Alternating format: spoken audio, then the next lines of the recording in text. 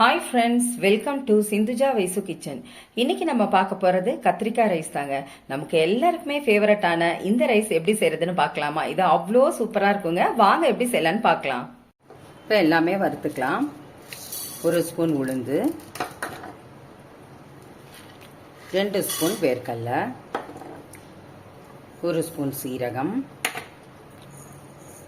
1/2 spoon மிளகு, 2 spoon கடலைப்பருப்பு. இது கூடவே 2 வரமிளகாய் சேர்த்துக்கோங்க. இப்போ எல்லாமே நல்லா வறுத்துக்கலாம்.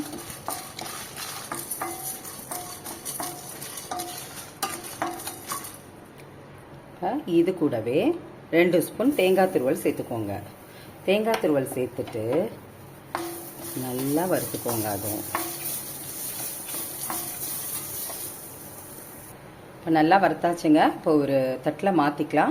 நல்லா ஆறின பிறகு நம்ம மிக்சி ஜாரில் சேர்த்துக்கலாம். இப்போ ஆயில் நிறையா ஒரு கரண்டி சேர்த்துக்கோங்க. எண்ணெய் சூடாகட்டும். 1/2 ஸ்பூன் கடுகு சேர்த்துக்கலாம். கடுகு பொரியட்டுங்க. இது கூடவே 1/2 வெங்காயத்தை நான் கட் பண்ணி வச்சுருக்கேங்க, அது சேர்த்துக்கோங்க. சேர்த்துட்டு நல்லா கலந்து கொடுங்க.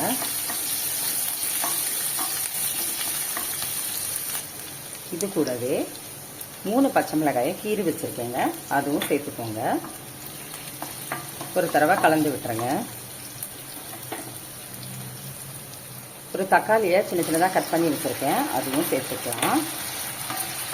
அதுவும் நல்லா கலந்து கொடுங்க. தக்காளி நல்லா சாஃப்ட் ஆகணுங்க. கொஞ்சமாக கருவேப்பிலை இலைகள்.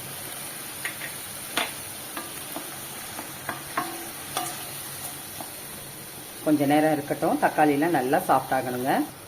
தக்காளியில் நல்லா வதங்கட்டுங்க. ஒரு 5 நிமிஷம் மூடி போட்டு வச்சிடலாம். நம்ம ஏற்கனவே வறுத்து வச்சுருந்தோம் இல்லையா, அதெல்லாம் ஆறிடுச்சுங்க. இப்போ மிக்சி ஜாரில் சேர்த்து நல்லா நைஸாக அரைச்சிட்டு வந்துடலாங்க. மிக்சி ஜாரில் சேர்த்தாச்சுங்க. இப்போ நல்லா நைஸாக அரைச்சிட்டு வந்துடுவோம். இப்போ நல்லா நைஸாக அரைச்சிட்டு வந்துட்டேங்க. ஓப்பன் பண்ணி பார்த்தீங்கன்னா தக்காளிலாம் நல்லா சூப்பராக வதங்கி வந்துருச்சு. இப்போ இந்த நேரத்தில் நாம் இந்த மிக்சி ஜாரில் அரைச்சோம் இல்லையா, அதெல்லாம் சேர்த்துக்கலாம். சேர்த்துட்டு ஒரு தடவை நல்லா கலந்து விட்டுருங்க.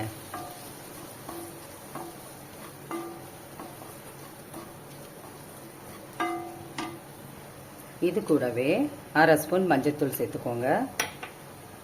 இது கூடவே 1 ஸ்பூன் மிளகாய்த்தூள், இது கூடவே 1 ஸ்பூன் தனியாத்தூள் சேர்த்துக்கலாம். இது கூடவே கரம் மசாலா 1/2 ஸ்பூன் சேர்த்துக்கிறேங்க. இப்போ எல்லாமே நல்லா கலந்து கொடுங்க.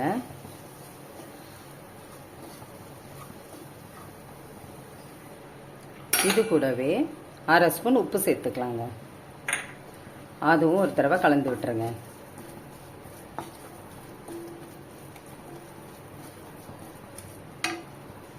இப்போ நான் வந்து 4 கத்திரிக்காயை நீல வாக்கில் கட் பண்ணி வச்சுருக்கேங்க, அதை அப்படியே சேர்த்துக்கலாங்க. சேர்த்துட்டு நல்லா கலந்து கொடுங்க. இப்போ கத்திரிக்காய்லாம் நல்லா வேகணும் இல்லையா, இந்த மசாலாலாம் இறங்கணும். நல்லா கலந்து கொடுங்க.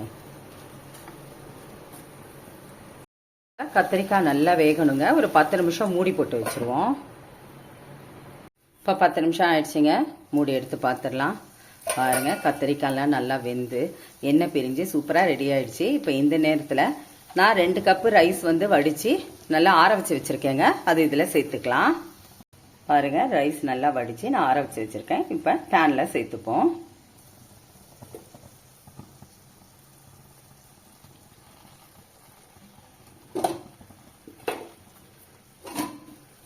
இப்போ கலந்து கொடுங்க.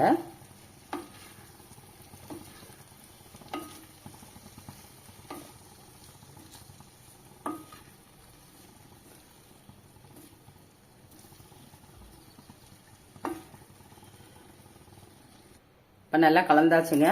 கொஞ்சமாக கொத்தமல்லி இலைகளை அப்படி தூவி விடலாம். ஒரு தடவை கலந்து விட்டுருங்க. இப்போ நம்ம ஒரு பவுலில் மாற்றிக்கலாங்க.